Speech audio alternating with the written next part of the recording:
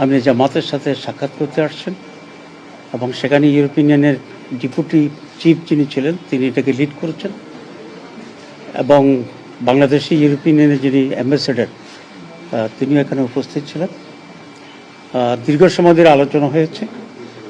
আলোচনার মূল কনসেন্ট্রেশন ছিল আগামী নির্বাচন, তারপর অবজারভার পাঠানোর যে বিষয়টি এবং একটা এগ্রিমেন্ট করা বাংলাদেশ এবং ইউরোপিয়ান ইউনিয়নের সাথে, রোহিঙ্গা ইস্যু, এই সব কিছু মিলেই আলোচনা হয়েছে।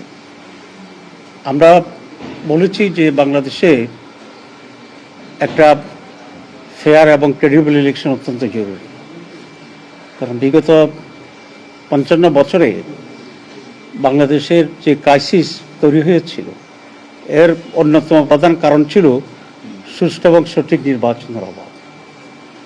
এবং আমরা এটা দৃঢ়ভাবে বিশ্বাস করি এই যে স্টেলমেটটা তৈরি হয়েছে বাংলাদেশের রাজনীতির অঙ্গনে, এটার জন্য অত্যন্ত প্রয়োজন হচ্ছে আগামী একটি সুষ্ঠু এবং অবাধ নির্বাচন। যদি আগামী নির্বাচনটি অবাধ এবং সুষ্ঠু না হয়, নিরপেক্ষ না হয়, তাহলে ক্রাইসিস কিন্তু শেষ হবে না, ক্রাইসিস আবার নতুন করে তৈরি হবে এবং এটা আরও গভীরতর হবে। আমরা এটা তাদেরকে স্পষ্ট বলেছি এবং আমরা আশঙ্কার কথা বলেছি। গত ১-২ সপ্তাহ ধরে বাংলাদেশে সরকার এবং আমাদের ল এনফোর্সিং অথরিটি যারা আছে, ইনক্লুডিং সেনাবাহিনী, দলের আনুগত্য দেখাচ্ছে। এতেই আশঙ্কা তৈরি হয়েছে যে আগামী নির্বাচনটি কি আবার পাতানো নির্বাচন হবে কিনা, অতীতের নির্বাচনগুলোর মতো। আমরা মনে করি এর ধরনের পাতানো নির্বাচন বাংলাদেশকে ধ্বংসের দিকে নিয়ে যাবে। আমরা ইলেকশন কমিশন, গভর্নমেন্ট এবং অল অথরিটির কাছে আবেদন করি তারা যেন এখনই এ ব্যাপারে হয় এবং বাংলাদেশ করার জন্য তারা ভূমিকা পালন করে।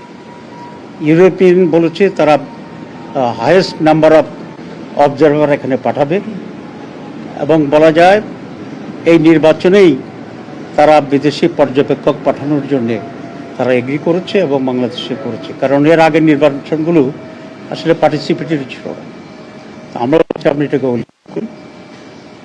এরপর ওনারা কনসার্ন ফিল করেছেন যে রোহিঙ্গা ইস্যু কী হবে।